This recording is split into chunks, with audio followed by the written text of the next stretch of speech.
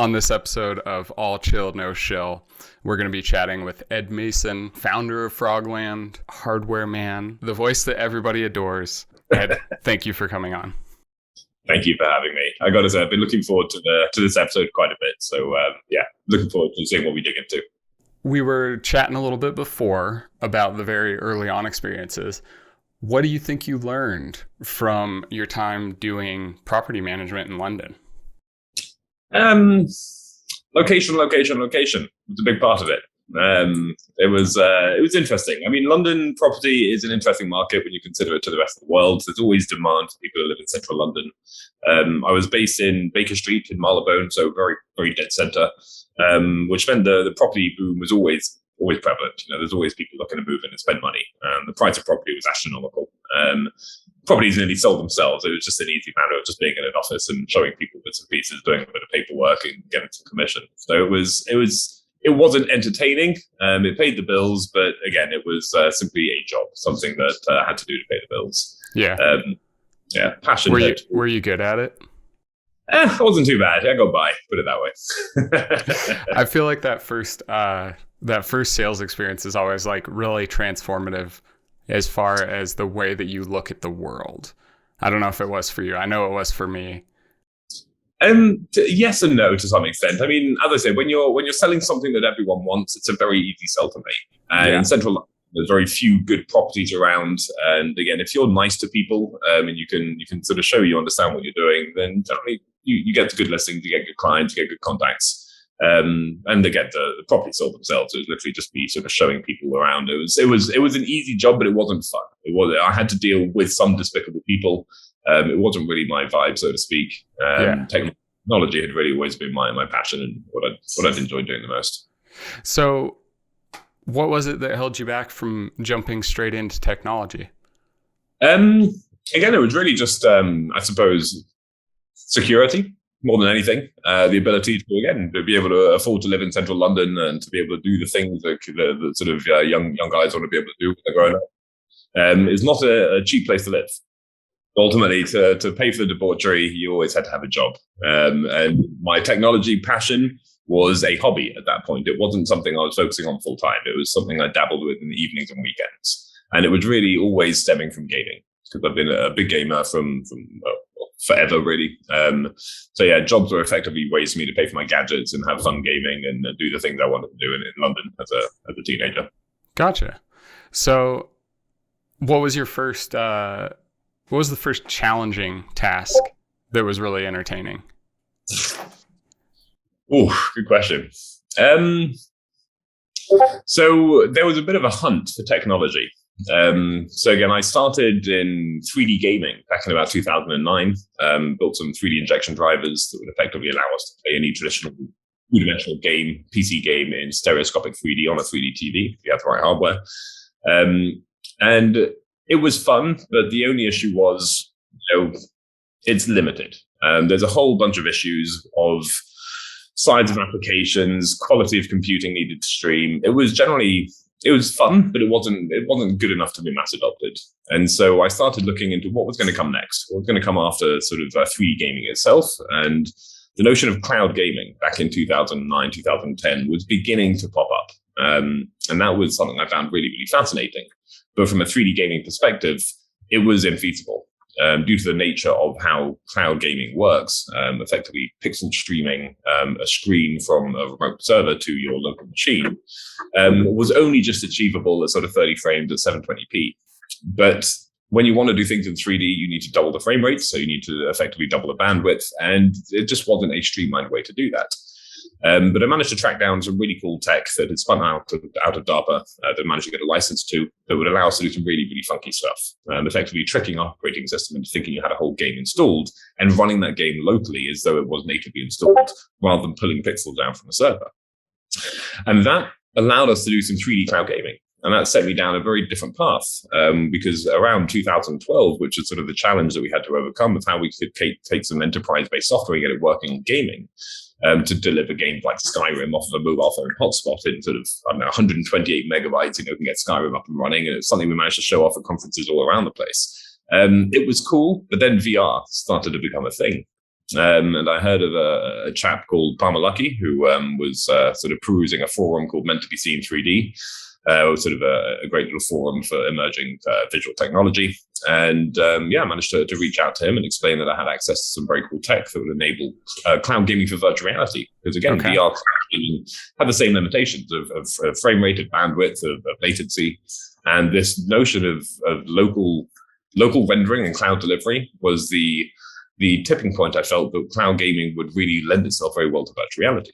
And so before we jump in all the way to VR, I want a couple of questions on the 3D space. What was going on in the space from a broader perspective when we were at 3D? Are you talking, like, give me some reference points from the timeline.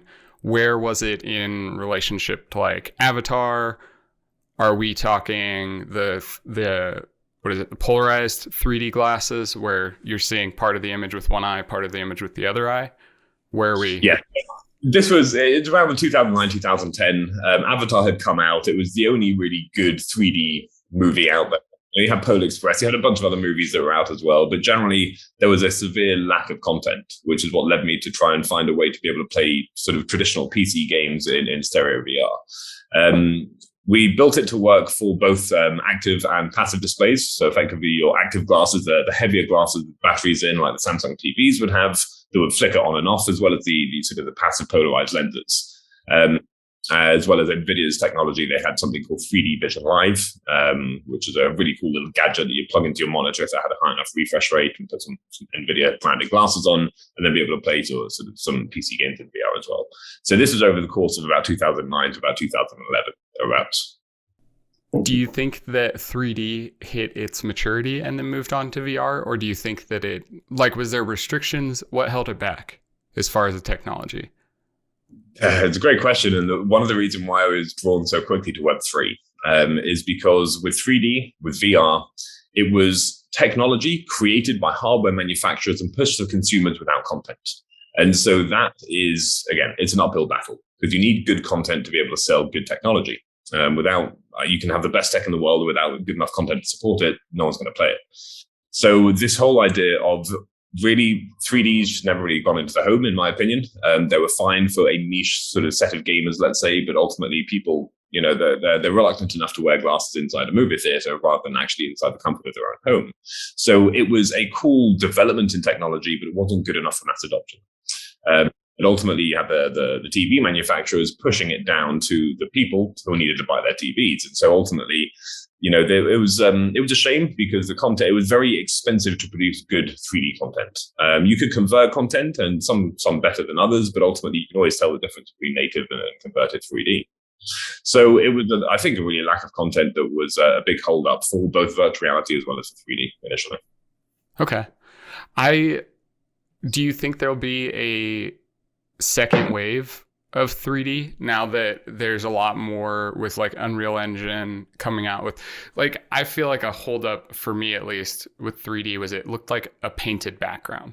So it'd be like, there's a film set, but then there's like a flat, like, yes, it is technically, it's like 2.5D. It's like, yeah, it's technically further away and you can tell, but it's just like a painted backdrop still.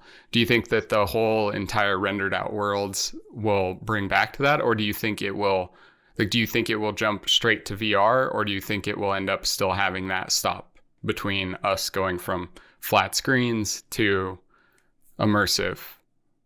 I think 3D was fun, but ultimately the way that we perceive 3D today, I don't think it's ever going to become popular again. What is interesting, though, is something called auto-stereoscopic 3D, AS3D, effectively, which is glasses-free 3D. So back in, I think, 2011, we developed the video players for a number of AS3D tablets, effectively tablets that would have parallax barrier displays that would direct some light to one eye, other light to the other eye, and would give you the sense of 3D from a few positions without needing. That technology has advanced quite a bit. There are more viewpoints, there are more viewing angles, the resolution has increased. That technology is getting better. It's not great. So you're talking basically a 3D monitor. Effectively a 3D monitor. So like it looks like you could maybe see a foot or something, a couple feet into it. Yeah, exactly. But also you have negative power. You have negative parallax. You have images coming out towards you as well. So it's not just sort of a panel that looks in. That became a bit of a no-no for content creators, though, because people may get motion sick if you have too much negative parallax popping out at you. Oh, interesting. But yes, I think what we'll see evolving ultimately is the development of AS3D TVs for things like displaying NFTs, for watching content, for sort of tablet and PC gaming at some point in time. But I think what we'll see for more I don't know, communal viewing experiences. Sort of, I don't think VR will replace theaters in any shape or form, nor cinemas, but I think we'll end up moving towards some sort of holographic technology that you'll be able to or watch a play unfold in front of you with celebrities you may recognize, and not necessarily interact with them one-on-one, but participate in a more immersive experience without needing to wear any display technology. So I think that's going to become a new communal thing at some point in the future. Yeah. Well, and I saw recently, it was a tabletop game demo, and I can't remember what conference. It was one of the recent VR, AR conferences.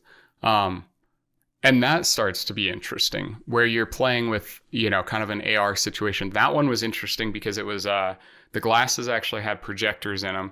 They project to the table, and the table projects an image back. It's funny you say that because, I know the glasses that you're referring to. They are. Did you actually see it when you were at the show floor, or were you only? Oh God, no. I only wish that I could travel to more tech stuff. So, yep. Yeah, I think this is like the 5th prototype that they made. So yeah, we do some cool stuff with them. I know them that. Okay, so there was a talk in the Discord that you had. It was a long time ago. It was kind of at the beginning of the project. We were talking about different types of projector screens and different technologies in that, and that has been a fascination for a long time, because I'm in the space where I'm like really tired of presenting artwork in 2D, and even to the side of like 2.5, something like that. Like I'm definitely working on more 3-dimensional physical stuff, but I'm really curious how I'm trying to think of the NFT. So Beeple's spacesuit, where they had 4 screens or 3 screens or whatever, and they just basically picked a perspective, and it's like, cool, you video that, it looks perfect. It looks like it's probably 3D. It's probably really cool in person, but it's not quite, I'm sure, because your angles get off. What's been interesting from your perspective as far as projections, outside of like what we think of with like Meta or AR or any of that side? What do you think have been interesting technology spin-offs?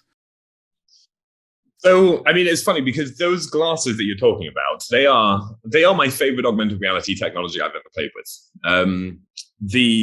And it's a fascinating story. I could probably talk forever about the background of this. So effectively, the company's called Tilt 5 that makes the displays. The company was founded by a wonderful lady called Jerry Ellsworth. Now, Jerry is an absolute OG in the space. She worked at Valve to create the reference designs that became the HTC Vive, that became a whole bunch of sort of headsets that have effectively been white label licensed to different VR headset manufacturers. And so after building those initial prototypes, Jerry went to Gabe Newell, the head of Valve, and said, look, I think AR is going to be the future. And he's like, no, VR, PC gaming. If it doesn't tap into PC gaming, I'm not interested. And she really insisted that this could be some great tech. And she'd been internally doing a lot of R&D at Valve to be able to develop some very cool glasses that under the name of Technical Illusions initially. So she, after persisting, sort of had a handshake agreement with Gabe, and sort of for $1 managed to buy the IP that Valve had been developing for the glasses and span out her own company. Had a Kickstarter, went very well, rebranded the company to Cast AR, did a great round, was about to bring some very cool glasses to market, was about to get a huge round from Andy Rubin, one of the co-founders of Android. The old CEO of Apple found out that SoftBank was about to invest a gargantuan amount of money into Andy Rubin to be able to build the essential smartphone, as well as to invest into Jerry's company to build these glasses out. Gotcha. And basically, Tim went back to SoftBank and said, if you give a cent to Andy Rubin, then we're not going to invest any money. You're not going to see any more money from Apple at all. So they had to pull back this $500 million offer to Andy Rubin to fund the essential smartphone, as well as to fund these glasses. And ultimately, the whole thing sort of went down. But Jerry managed to hold a VIP, and again, like a phoenix rose from the ashes with this new company, now called Top 5, and is bringing these incredible glasses to market. These are by far the greatest things because augmented reality, it's going to be better accepted than virtual reality will ever be accepted. VR is an isolating experience. You know, you're a gamer effectively in a world that is entirely virtual. But when you put on some augmented reality glasses, then you can see the real world around you. You can see your hands, you can see your family, you can look around, and it's a lot more inclusive. And the glasses are a lot more lightweight. They're not lightweight enough yet. They're definitely going to get there. And I think Apple will probably be the ones that will come out with a pair of AR glasses that will just be super comfortable and lightweight and will sort of get the ball rolling. But the whole problem with AR today is the way that light is being shone into your eyes. Effectively, all glasses, apart from the Tool 5 glasses, are beaming photons directly into your retina. And so you have a very narrow field of view. So effectively, you hold up sort of a piece of paper at arm's length. That which is augmented and everything else isn't. But these glasses, I've had some very fun demos in Hollywood where we literally put this retro-reflective material, this sort of shiny material, if you will, across walls, floors, and ceilings.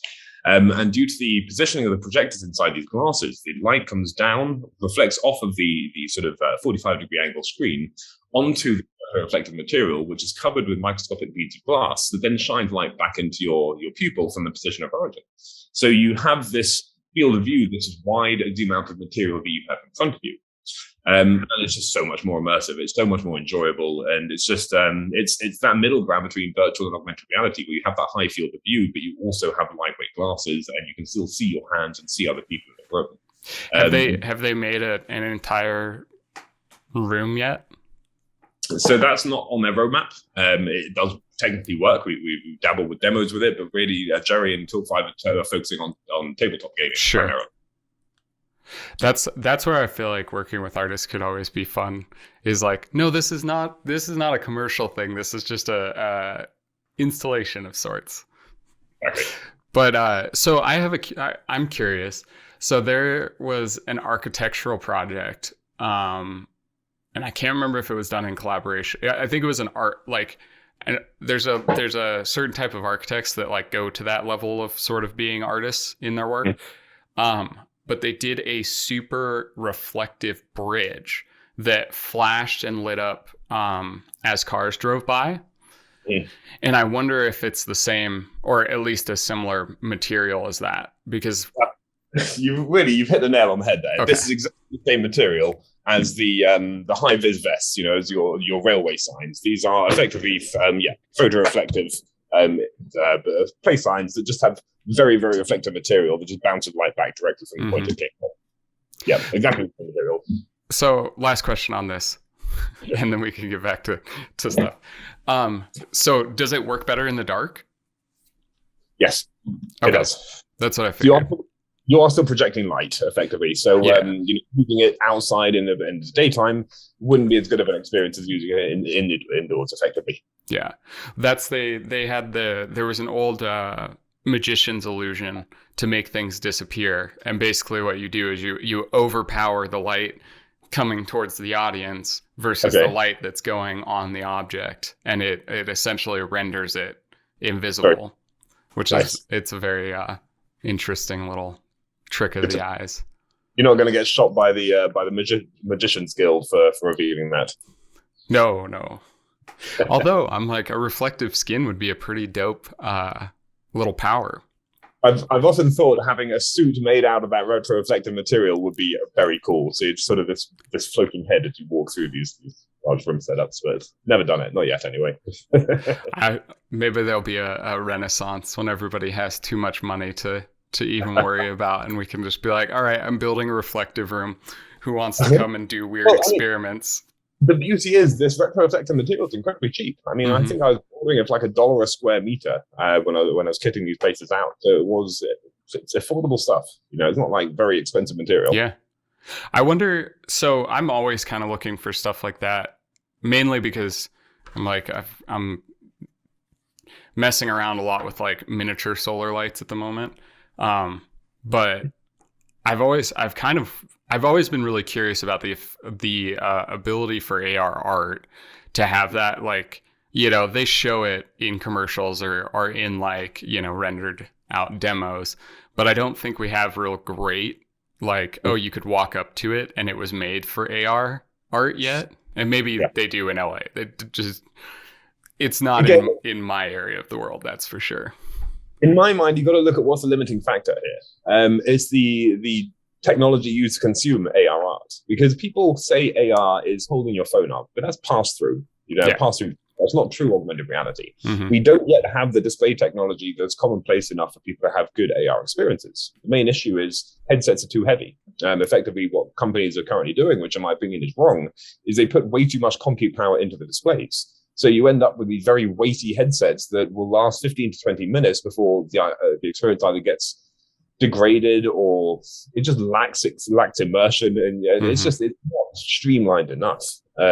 What needs to happen is compute power needs to be decoupled from the display so that your headsets can become commoditized, so the headset manufacturers can make them smaller, cheaper, and lighter and available to people as possible. But again, there's a few drawbacks for being able to do that at the moment. Yeah. Well, and I was going to say that's a perfect lead in. Do you want to talk about Curve? Yeah, I always love talking about Curve. Okay. So I'll make you a deal. You tell me a story from Young Ed's past, and then we can jump into Curve, because I'm always interested to hear more about the Curve anyway. Cool. Good question. So we started building self-contained VR headsets. So effectively, when I saw an early version of the Oculus Rift, it was a cannibalized tablet that had the SoC, the system on a chip, the processor, if you will, taken out of it, and customized so that you could plug the effectively tablet screen in a headset form factor into a PC. So the PC driving it. And I remember talking to Palmer and saying, why did you take the SoC out of the headset? And he said, I want to play my PC games in VR. And I understood that. Obviously, there's some great PC games out there. But in my mind, I felt the future of this technology was going to be ARM-based. It's going to be mobile-centric. So it needed to be self-contained in some capacity. And so the first headsets we sort of put together were, they were ugly, I'm not going to lie. The sort of Marks 1, 2, and 3, but they were functional. They demonstrated if you could have a display panel, if you could have an SoC, if you could have everything that you would need inside a headset, then you wouldn't need to be plugged into anything out there. So in about 2013, 2014, we started showcasing at E3 and CES some self-contained VR headsets. And they were good, but we saw the limitation. Effectively, something that's better known as the screen door effect. So effectively being able to see the lines in between the pixels on a VR headset that would break immersion, because ultimately the aim is to trick the brain into thinking you're somewhere you're not. Yeah. And having like big sort of screen door effect. And that's due to the magnification of the lenses, essentially? Precisely. It's due to the screen resolution or the pixel density of displays and the fact that you're literally putting magnifying glass right in front of them so that your eye can focus on the displays. So after building a few prototypes, we realized we needed to do better. And so I managed to get in touch with DJ Ko. So DJ was the CEO of Samsung Electronics, or CTO of Samsung Electronics. I think moved over to CEO shortly afterwards. I showed him some early tech, and I managed to convince him to give me some 2.5K OLED display panels straight off the factory floor before they'd sort of found their way into any device. But there was no documentation, no drivers, no support, especially to build it into a device that had a Tegra processor, an NVIDIA processor, rather than a Qualcomm processor. So we had to go and build our own sort of effectively display drivers to be able to get these very high resolution display panels plugged into this very cool NVIDIA tech that we had access to. And we pulled it off in 2014, I think, maybe 2015. We started showcasing the first 2.5K VR headset. And this was like 78% of more pixels than the highest resolution VR headset that was out there at the time, which was awesome because it was both self-contained and very high resolution. So we could show really beautiful environments without having to be plugged into a PC. And at that point, there were self-contained VR headsets. This was years before Quest, around the same time that Google Cardboard and Google Daydream had started becoming a thing. But it was good, but the headsets were heavy because there's a lot of compute power in there needed to drive it. And so I realized we need to let's take the battery out. So effectively, Oculus Quest today, we still have the battery inside the headset. So we decoupled the battery pack. We had a pigtail that would go down the back, and we have a sort of a long battery pack that could be used as a controller that had about an 8-hour battery inside it. So you could effectively use the headset for a long, long time, and you didn't need to worry about having a very heavy battery inside the headset on your face. Effectively, try to remove as much weight as possible. And we built a bunch more prototypes. We got in touch with Valve. We got access to some tracking technology, and then we managed to get that up and running on Android so that we could then do PC VR content plugged into a PC as well as Android content not plugged into a PC. But even so, when you have a self-contained VR headset on your head plugged into a PC, it's redundant. All of that weight's unnecessary. So the next logical step was how much more technology can we pull out of the headset? And at that point, I realized we needed to pivot. We just simply making self-contained headsets wasn't the way forward.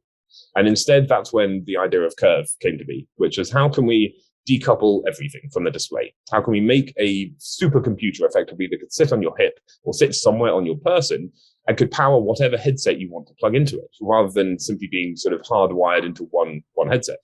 Mm-hmm. And the way I look at this is like a PlayStation. You buy a PlayStation, it would be ludicrous to think you could only play that PlayStation on a Sony TV. And yet that's the world that AR is currently in. So it made more sense to me if we built dedicated compute power that did one thing very well, that was power VR and AR headsets, then ultimately that would make a lot more sense, because that will allow those headset manufacturers to make those headsets smaller, cheaper, and lighter. So having decoupled the battery initially, we then went with sort of full pelt and spun up a new company effectively to then start focusing on not building virtual reality headsets, but instead building a desktop computer. And then Curve sort of started to come into fruition.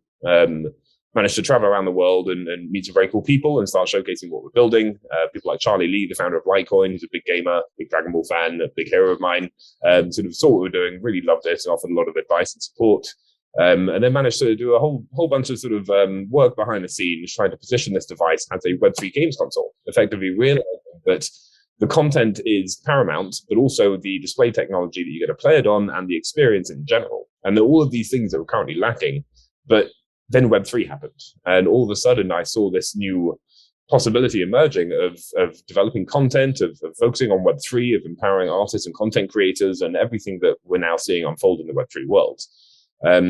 So yeah, bit of a long-winded explanation, but yeah, that's definitely one thing that we've been doing. I think that that really excited me over the past few years.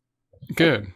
So I wonder with that too, because I think about, so they have, first mover advantage, and rarely I feel like first mover advantage is actually the advantage that you want it to be.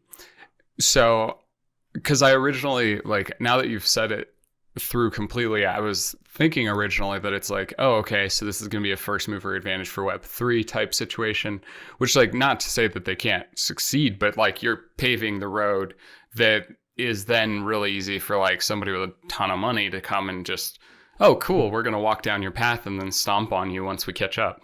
But I don't know that I see it as a first mover situation here. I see it as an evolution in the past industry that kind of coupled up perfectly with Web3 happening.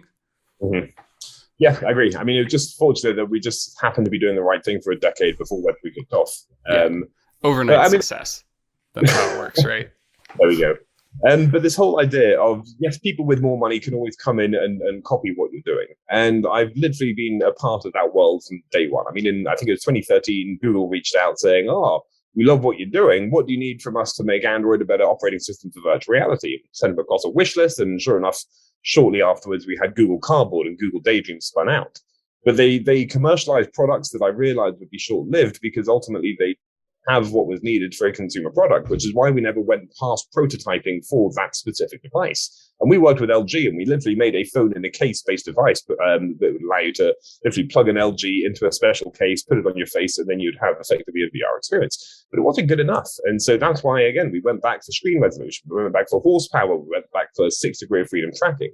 And every prototype we developed, we saw larger corporations trying to bring those products to market and then shit can them shortly afterwards, because they obviously, if they're just copying ideas, they don't necessarily understand what people actually want and why they're going to be using them. And then they will shit can something that's only been out for a year or so. And literally, we saw this with Google Daydream, with Google Cardboard, with Samsung Gear VR, with so many of these devices that either lacks the horsepower, lacks the resolution, lacks the immersion, or lacks the tracking. So it was the larger corporations, while they have money, if they don't have the innovation behind it, then they're always just going to be copying. And they will always run up to the same issues that they don't have a good enough understanding of what they need to deliver to be able to deliver the correct product, in my opinion. Well, and honestly, it's one of those deals. I think that constraints do breed creativity. Like I'm a believer in that. I think if you have all of the option, there's two sides that you don't want to be in. You don't want to be in complete resource poverty where, you know, you don't have the ability to think big, but I don't think that like unlimited everything, sky's the limit, do everything you want to do. I think that's a crippling thing too, because then it's no longer like you're no longer trying to innovate on your edge, like your knife's edge. You're trying to innovate so much further out and so much broader that you haven't necessarily like caught up to the advancements. Because I feel like that's why industries as a whole evolve, is like a whole bunch of people got to the bleeding edge and then they have similar discoveries because they're all in a similar place with a similar set of knowledge. And yeah, when you end up opening the doors too wide, you don't know where that place is anymore. It's hard to find that edge, because then you're looking at too broad of a viewpoint to find something truly, I don't know, breakthrough. Yeah, what increases with resources complexity. So when these companies have infinite money and infinite resource, and again, how to manage that and how to be able to build and do the right thing with that, it gets vastly more complex. And that's how you always see innovation in startups beyond the larger corporations. And you'll see larger corporations will either outright just acquire startups for the IP, or they will partner with them, or they'll work with them in some capacity, because it's easier for them than reinventing the wheel than just to bring on the people that have already done the thing.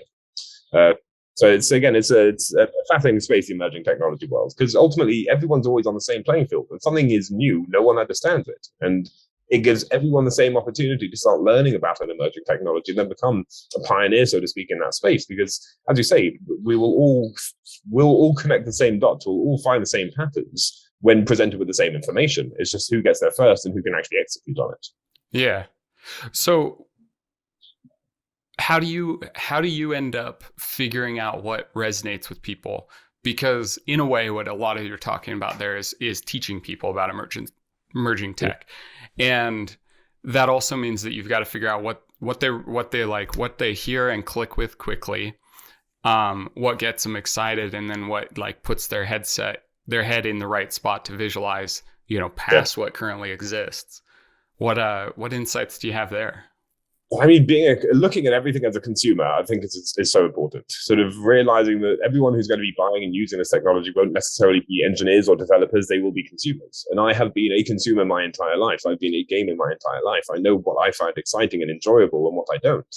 And focus on the things that you enjoy. Focus on the things that you know. If there's something lacking and it needs to be built, then build the thing, because ultimately no one else is doing it. And if you enjoy it, then you're not alone. Other people will also enjoy it. And I think that's really, looking at things as a consumer is so important when it comes to product design.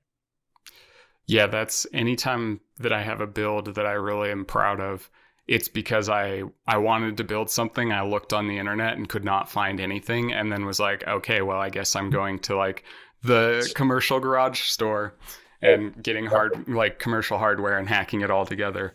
My stuff is rarely ever has too much electronics past drones, but yeah, it's definitely like anytime that you're scratching your own itch, I think is from an entrepreneur standpoint, I feel like artists do it, good entrepreneurs do it, and it's very hard to replicate. Yeah, absolutely.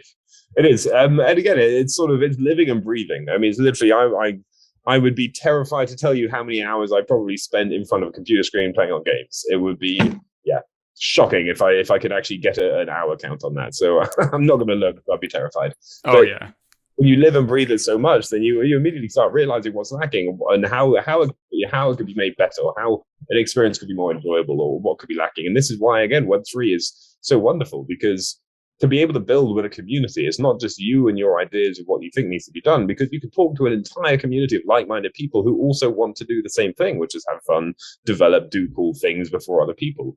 And all of a sudden, it's better validation for the things that you need to try and accomplish, because if it's not just you, and it's not just you in an echo chamber, this is you and other people from all over the world with different interests and different passions and different everything, who are still getting behind the same philosophy, the same ethos. And that is, again, something that I found more enjoyable than anything else. Yeah. Is it the inflow of unique perspectives? What do you think triggers that enjoyment? It's being able to work and to interact with just so many cool people.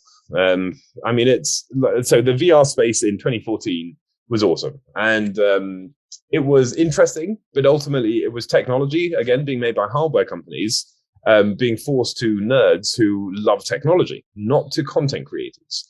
So effectively, the nerds, and I say this with all the love I am a nerd. I consider that. So it as a derogatory term in any shape or form. Oh yeah, no, it's definitely nerds rule the world. Well, they do, but they also they give up so much. You know, like people realized when Facebook bought Oculus, the way that this technology was going to be going in. People, you know, Facebook came out saying, "Oh, you'll never need a Facebook account to Oculus," and then sure enough, a few years later, if you didn't have a Facebook account, you would no longer be able to use the Oculus technology, and that was sort of up in arms because ultimately that wasn't what was promised. And it's a shame when you see great technology go that way, but ultimately it's not correct. And nerds will happily give up their privacy and their data if they get to have a shiny new piece of gaming technology. You know, if it gives them version. But the content creators, the really important people that will make the content that will sell the technology, they're not sold. You know, they're the people who lost trust in Facebook a long, long time ago, and they want to see something better emerge from this. And this, I think, is something that is very, very powerful. You can never underestimate the power of content. So while the nerds were happy to give away the data and the privacy and all of the things, you know, how many Facebook with it do you need on your face to watch to let you have some fun, or how many Facebook cameras are you willing to strap onto your kids to track them inside their living room? You know, that like one camera is too many cameras, in my opinion. Ultimately, this sort of the need of good content has let the content creators build that content, but now they're realizing I don't necessarily want to go and put this onto the existing Web 2 platforms. Yeah. And so to be able to operate and to work and to interact with so many cool people who are so like-minded in wanting to see a better world unfold in front of them and reluctant to just see things continue to happen as the way they have been happening for so long is, I think, probably one of the most exciting things that you can see in the Web3 space. Yeah, I would agree. And as you're talking through that, it became an interesting parallel too, because I feel like when you talk about the nerd side of it, and you even mentioned it earlier, at the beginning, you know, it funded your thing funded your tech addiction. Yeah, I have a tech addiction. I'm talking on, I'm like, I have camera equipment acquisition syndrome, or at least did for a lot of years. But that was part of it, is it always had to feed, like if I had a job or whatever, like most of my hobby money, I basically told it, like, put it like, I gave up all of my hobbies when I picked up my camera. Mm-hmm. And I feel like with creative stuff, a lot of the times, like in the tech space or the nerd space, those tend to be like high paying jobs that will afford, maybe they afford the freedom. They may be too consuming, I don't know, but like they afford you the ability to buy things and get into things and try things and just, you know, not need an outcome or not have to like be building something bigger every single time. And I feel like with a lot of content creators, you get some that it just blows my mind how they come up through it. But if you're doing it professionally, what I've found is different a lot of the times, is like creative professionals, a lot of them don't ever create for themselves, like at all. Like they got into it, they did enjoy it, but they don't, outside of work, they're like, I'm so done doing anything that requires creativity that they don't have their own, like, they don't have like their own little projects spun up all over the place. Yeah, I mean, it's like the age-old saying, you know, if you're good at something, never do it for free. If you enjoy something, never do it for money. And I think that's it's an interesting way to look at this, because I wouldn't say I'm in the Web3 space for money. I'm doing it because this is a fun space to be in, and I get to work with just the most incredible people. I mean, literally the whole founding Frogland team, they're absolute fucking rock stars. You know, like literally everyone from Anthony to Matt to Daniel to Didi to Shrimp to Bugs to every single one of us. You know, we've all done stuff in the tech world or the entertainment world, and we've all been around, and we've all been doing and building fun stuff for a while. And then for all of us to be able to come together and start working as a cohesive group on a sort of a shared vision of what we're trying to achieve, again, there's no better way to wake up and to start the day. It really is incredible. And before Web3, that wasn't a possibility. You literally to be able to pull together 7 sort of absolute exceptional individuals, sort of titans of their field, and get them to say, right, guys, we're going to build a project and we're going to basically work for free for a long bloody time, and let's just hope that the thing we're building is the thing that people want. And you could do that. You in the Web2 world, there's no way you would be able to do that, to assemble such an all-star team. But under the Web3 world, people all realize, right, we need a new world. We need a new way of doing things. We can continue to do it the old-fashioned way, but we'll be no different. So let's try something bold. Let's try something new. Let's try something interesting, and let's see what happens. Absolutely honored to be able to work with these individuals, because it's been just a crazy journey, and one that I could never even imagine would be possible before. Literally a year, 18 months ago, pre-COVID, 2 years ago, it couldn't have happened. I would agree. I think the world got a bit wonky, and then everything else got a bit wonky, and some interesting stuff shook out. I would say that. What do you think is the future of Frogland? Good question.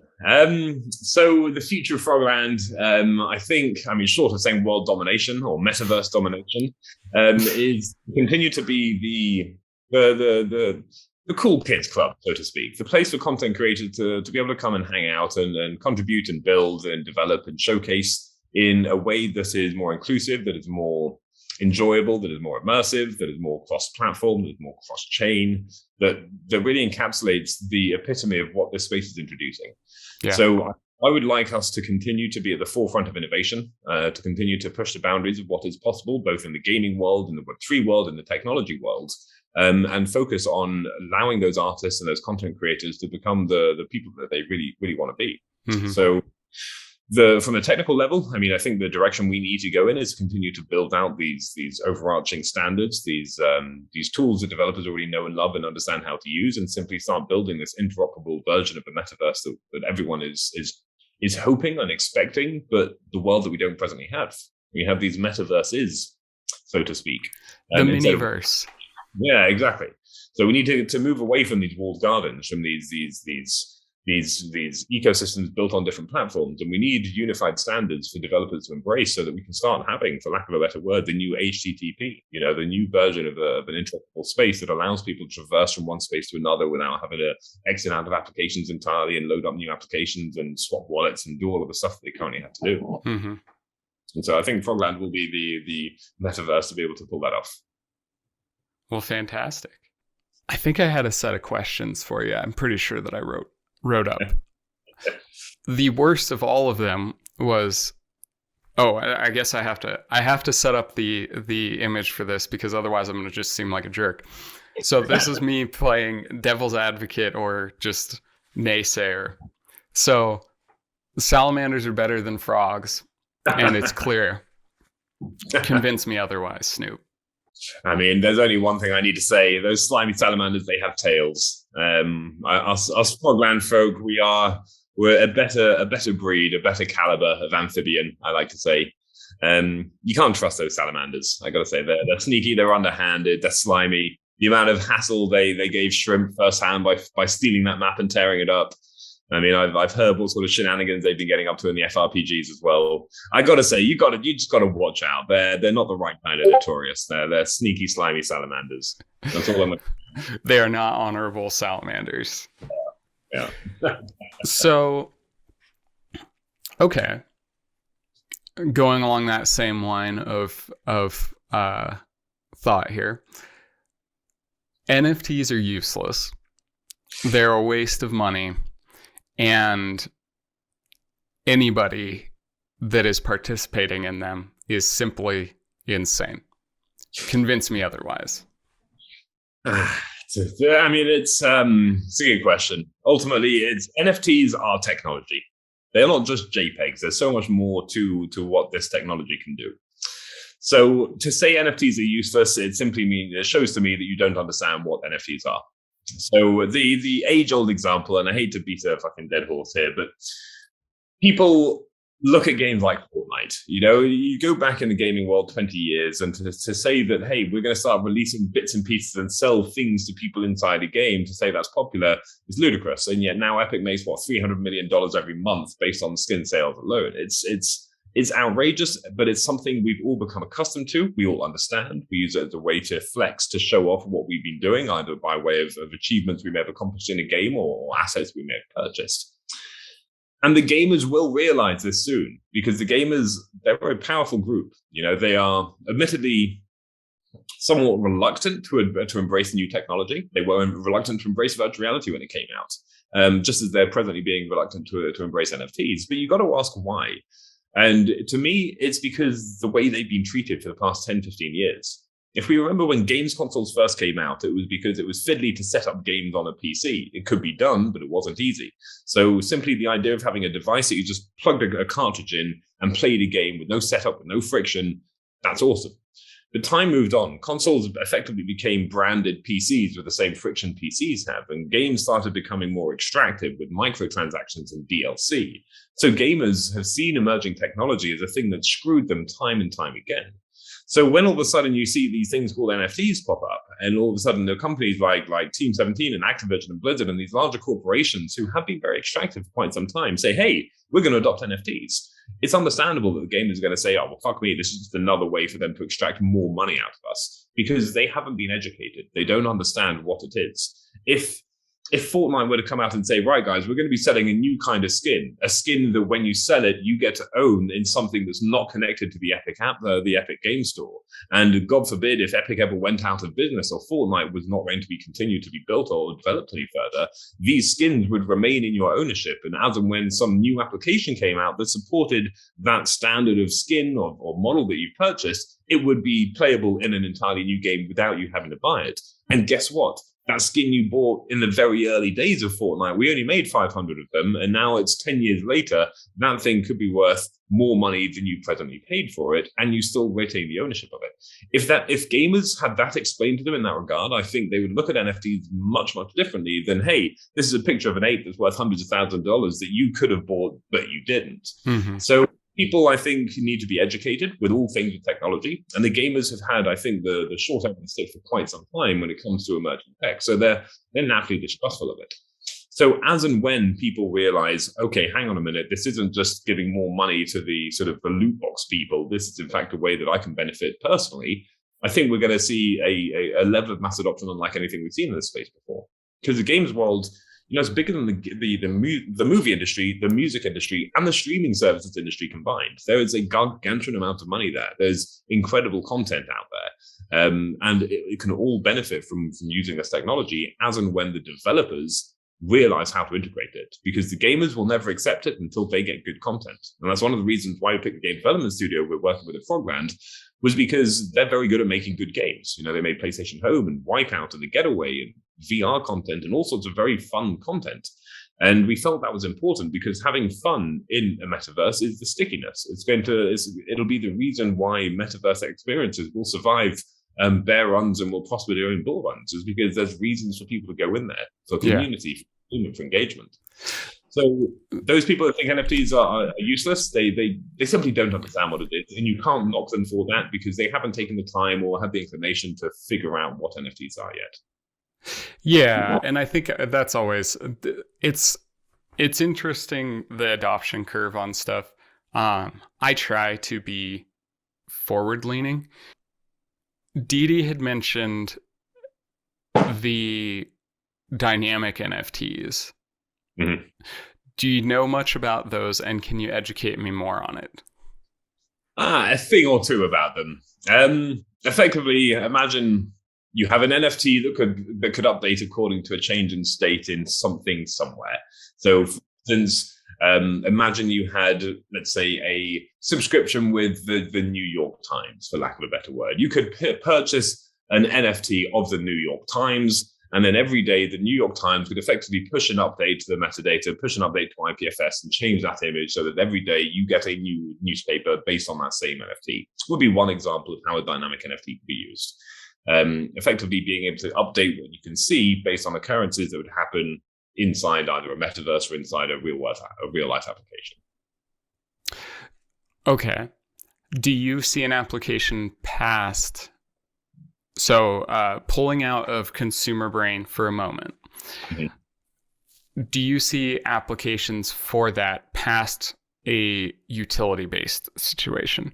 Like a just this is fucking cool situation? Yes, and I can't say too much yet because I don't want to release any alpha. But yes, I will say I certainly can see some cool ways of using this dynamic NFT tech. Okay, and what's holding it back right now? Why aren't these everywhere? It's very, very, very new. That's basically it. So there's more complex ways of doing it. Chainlink have been doing some very cool stuff to integrate this as well. But certainly, it's just very, very new. It will be done, and I think we'll see it done being used by most projects in the not too distant future as well, when this technology gets a little bit better understood and a little more sort of circulated. But you're definitely going to see some cool things with it very soon. Okay. So one more technical question along those lines. So like on OpenSea, for instance, we know the conversation around this just points to a hyperlink, an image on a hyperlink. Can you change the image on the hyperlink? Anyone can, in theory. Yeah. So would the easiest way to do this currently be to update the hyperlink image every day? I mean, that could be done. That's going to be time consuming and expensive, and there are more streamlined ways to be able to do that, which is where this dynamic stuff will come into play. Okay.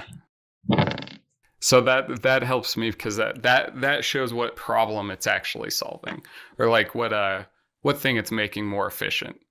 Yeah. Well, cool. A mix of things. So we finally got headsets. So I didn't have a headset up until last year. But I had friends that played around with cardboard when I was in college, and we're doing like roller coasters, stuff like that. I, in a weird way, because of media, kind of like bumped in and out of 3D content, or like I was approved to be one of Google's, like they did maps interior photographers, but they used like high quality photographers so that you could like build out your own business type thing. So I did that for a little bit. So I have a weird closeness to like playing around with 360 stuff, but not a ton of like playable games. I'm really excited for I can't remember, is it Bone Labs, Boneworks? One of them is coming up with their second kind of like flushed out model. But yeah, I'm a lot more interested probably, and have been always, in the AR side. Nice. And yeah, I mean, 360 was a lot of fun. We did a lot of work with 360 cameras in 2015. In fact, we worked with we built the first 360-degree stereoscopic camera rigs. And so one of my advisors, a chap called Ted Shillowitz, who's an awesome guy, sort of a futurist at Paramount, CBS, awesome individual. And we managed to get, I think it was 14 red dragons, and we had 7 stereo pairs going all the way around and a stereo pair looking up. An obscene amount of stitching was required, but we went out and we filmed things like Lincoln Park at the Hollywood Bowl, and did some very, very fun stuff. In fact, one of my favorite experiences I've ever had in the tech world to date was the work we did with Mattel, capturing the launch content for this device called the Viewmaster, their VR version of their Viewmaster headset. And we managed to get the Tower of London closed down so that I could walk around with some very cool 360 cameras to go and capture the entire Tower of London. We got the Acropolis closed down. We had the Ellis Island. We had Alcatraz. We went around the world, Chichen Itza, and we did some really, really cool photography with these very complex cameras back in about 2014, 2015, before there were these sort of single cameras that could do it all. And yeah, that was awesome, because that was around the time I had a sort of a self-contained VR headset with the 2.5K panel. So not only with the wireless, but you could actually watch them in 3D or look at them in 3D. Well, and that was part of it. Is like that's probably why I've gotten really excited for VR at this point. Is it's not quite where I want it to be for the ideas that I have, but it's getting so much closer than it used to be.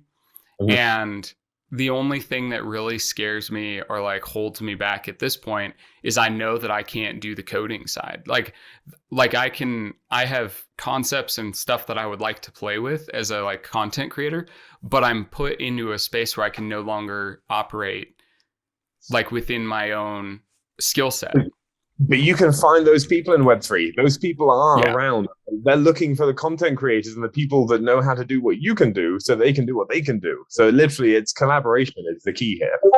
This is why Web3 is so cool, is because it's brought together the content creators and the technologists and all the people that understand all the things that need to be done, and they're all willing to work with one another. Yeah. It's such a piece of space. And so it is just a matter of finding who those individuals are, getting in touch with them, start building.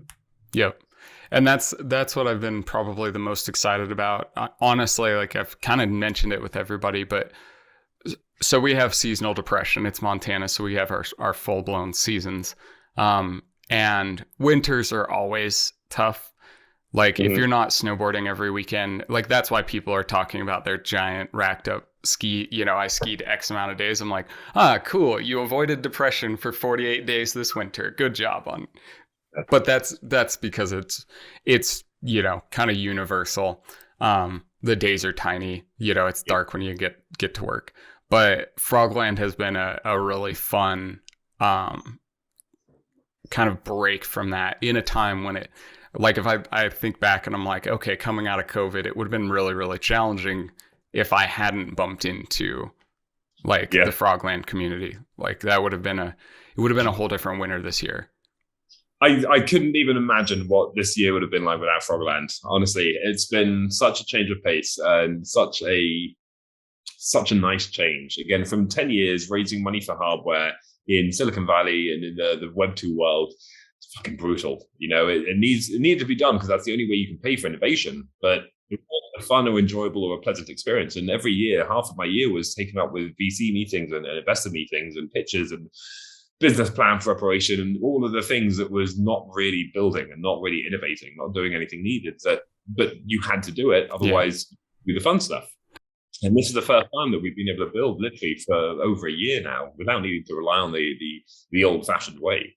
And this to me has shown me just the potential that space introduces, because I've said it before, but we've seen that, every cool game developer that's out there, they start small, they started in indie, they start with cool content, and then they get bigger.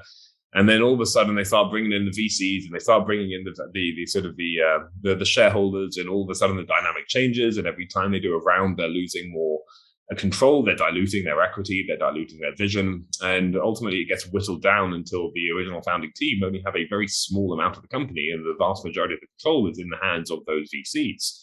And then you need to ask, well, who do the VCs really represent? And obviously they represent shareholders, they're legally obliged to do. And so those shareholders aren't necessarily the gamers, aren't necessarily the people that want to play with the thing that's being built. So they don't really care on the quality of the product. They just want as many dollars as they can. So this is really it's an insidious nature of the world, of the Web 2 world, because you will grow and you will grow. But unfortunately, capitalism works, but it only works so far, because you can't have perpetual hyper growth for all time. It comes to a point where ultimately someone's going to suffer, and more likely than not, that's going to become the consumer. So now we're moving forwards, and if we can build a model that allows us to continue to build and continue to fund without needing to rely on those traditional VCs, then you can build and you can continue to build without diluting that vision, without losing control.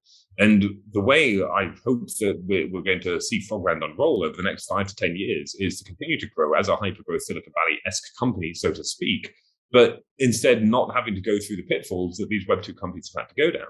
So it's definitely going to be a long-standing project and something that will take a long time to complete. But every year that we progress is another year that we retain more control, that we continue to build and we continue to innovate in a way that we haven't been able to do up until now. And that is the really, really, really exciting thing. That's what I find so fascinating here. Yeah.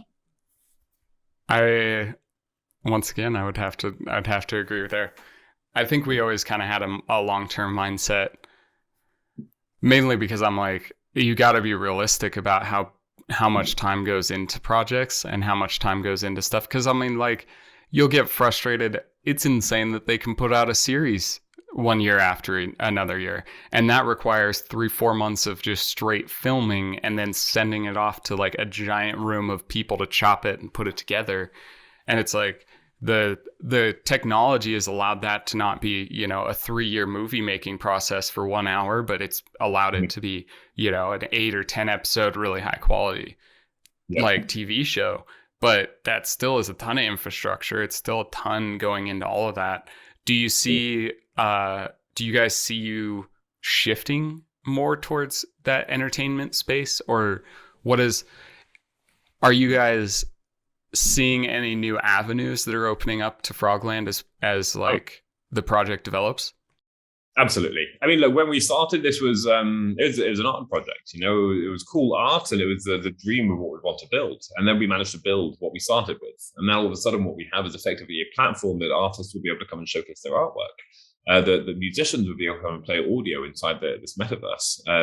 And then sort of things like Sappho Saturdays popped up, where, again, we just have amazing musicians and amazing community members able to work and collaborate with one another. And this is opening up an entirely new avenue of audio sharing. As this game continues to be developed and as we keep adding more and more to it, we're going to keep seeing new areas that we can focus on and bring new communities into what we're developing, not just NFT communities, but people outside the NFT space as well. So I think as we continue to grow, we're going to keep becoming multifaceted in the areas that we never anticipated can become popular. We will see what the community is most receptive to. And again, we're building this for our community. And so depending on what the community wants, then it gives us a very good indication of the direction we need to be heading in. And given the caliber of talent that we have, I mean, obviously, sort of with Bugs and Shrimp, they've come from decades in Hollywood at the highest levels, and so they know exactly what people want and what people enjoy. And so, I mean, the artwork for the frogs themselves, it's very much lends itself to ultimately animation, to Hollywood, to the sort of feature film or to episodic content that will no doubt be developed at some point. So what started as art has moved into gaming, has moved into audio, will ultimately move into television in some capacity, and will continue to span out from there. So again, the stuff there, because people will join the community and people will become exceptional at various aspects and will want to contribute in some shape or form. Yeah, absolutely. I agree. So we're getting close to that 10:30 mark on my end. What time is it, your time? It's 7:19 at the moment. At night? Yeah. Okay. Just a little bit of a time difference. I'm like, it's probably been a good exercise for me because time zones were already bad, and now it's forcing me to like to push through that hurdle. And time zones are the bane of my life. I can't tell how much I hate time zones. We need a Frogland mean time. Just think a universal time we all agree on. And it can't be anyone else's time zone. It needs to be something new. And I don't know how we figure that one out yet. But my God, if my calendar could all be one time zone, I'll be over the moon. Oh man, that'd be nice.